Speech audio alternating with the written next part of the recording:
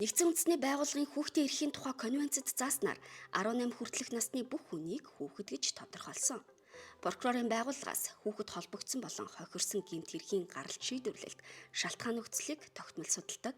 Прокурорын байгууллагаас 2025-2026 оны 3 дугаар сарын 18-ны өдрийн байдлаар нийт 1619 хүүхэд холбогдсон 1238 хэрэгт хяналт тавьсан. Прокуророос 2025 онд 634 хүүхдэд холбогдох 469 хэрэгт яллах дүгнэлт үлдэж шүүхэд шилжүүлж шийдвэрлүүлж байсан бол 2026 оны 3 дугаар сард 127 хүүхдэд холбогдох 110 хэрэгт яллах дүгнэлт үлдэж шүүхэд шилжүүлээд байна. Үүнээс үцгэд хүүхэд холбогдсон шалгагдсан хэргийн 45 орчим хувь нь шүүхээр шийдвэрлэгдсэн байна. Хүүхэд холбогдсон хэргийг зүйчлийн үед авч үзвэл 40 гаруй хувийг хүний эрүүл мэндэд тохирол учруулах гэмтэрэг эзэлж байна. За мөн 30 орчим хувийг бол хулгайлах гэмтэрэг эзэлж байгаа нь хамгийн өндөр хувьтай байгаа. За мөн хүүхдүүд маань одоо дээрлэх, бусдыг занал хийлэх, дээрэмдэх, мөн автоэврийн хэрэгслийг авч зөвшөөрлгүйгээр авч явах зэрэг гэмтэрэгт холбогдож шүүхээр гэмбуруутай тооцогдож байна.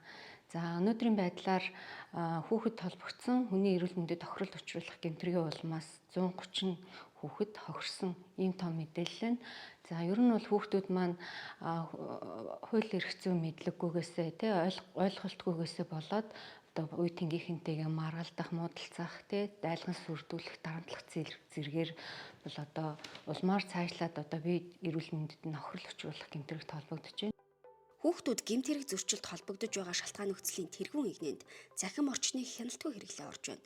Өсвөр насны хүүхдүүд нэгнээ даган дуурайж, захим орчинд насанд хүрээгүй хохирогч нарын зураг бичлэгийг зөвшөөрлгүй нийтэлж, тодорхой үйлдэл хийхгүй байхыг шаардан биед нь халдсан тохиолдлууд ч гарсан. Үе тэнгийн дээрлэл гэж бол эрэг хуулийн дээр бол тийм зүйл хэсэг л байхгүй. Хүүхэд хамгааллын тухай хуулиар үе тэнгийн дээрлэл гэж байна. Үе тэнгийн дээрлэл гэдэг маань хэд хэдэн хүүхэд нэг хүүхдийг, хэд хэдэн хүүхдийг одоо нэр төрөнд нь халдах, биед нь халдах, одоо гадуурхах, тийм ээ. Энэ үйлдэлээ биеэр болон одоо сошиалоор, цахимаар энэ үйлдэл байж байгаа. Энэ үйлдэл нь эргээд одоо юу гэдэг юм?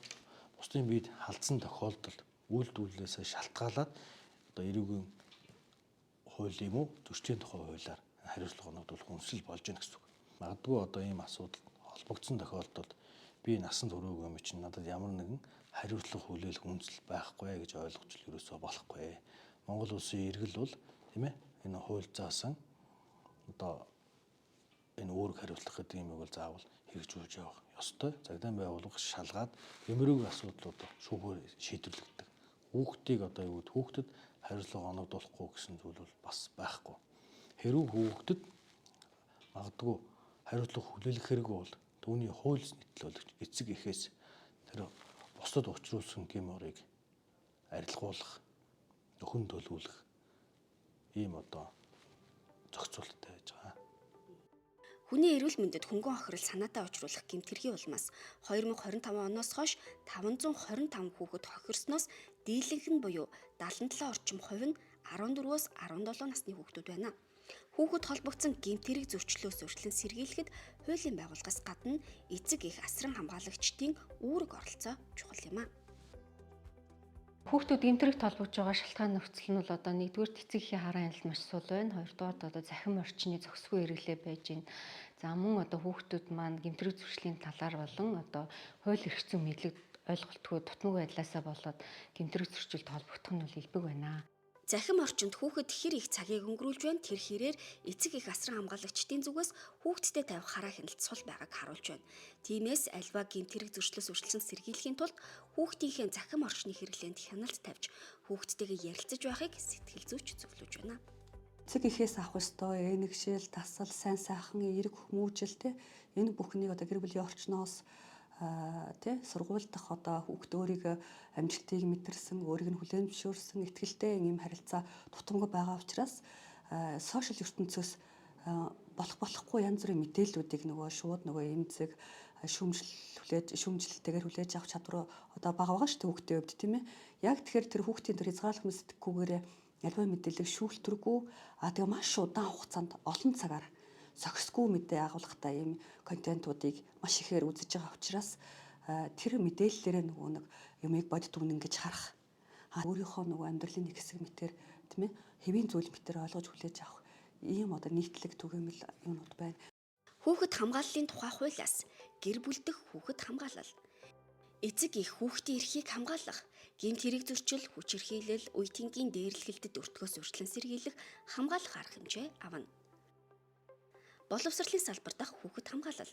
Эцэг их асран хамгаалагч, харгалзан дэмжигч, сургуулийн багш ажилтан, сэтгэл зүйч, сайн дурын ажилтан, сургуулийн орчин, дотор байранд хүчирхийлэл, үе тэнгийн дээрлэхэлтэд өртсөн талаар мэдсэн, таамагласан, илрүүлсэн бол тухайн боловсролын сургалтын байгууллагын захирал, сургуулийн нийгмийн ажилтнанд нэн даруй мэдэгдэх үүрэгтэй. Хэвлэл мэдээлэл, өргөн нэвтрүүлэг, захим орчин дах хүүхэд хамгаалал.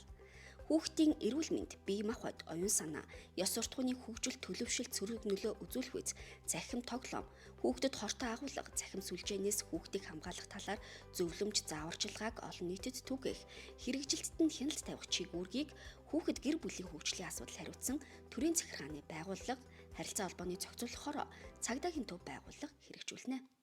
Найзуудаа, ямар ч үед бидэнд тусалдаг хүмүүс бидний эргэн тойронд байдаг.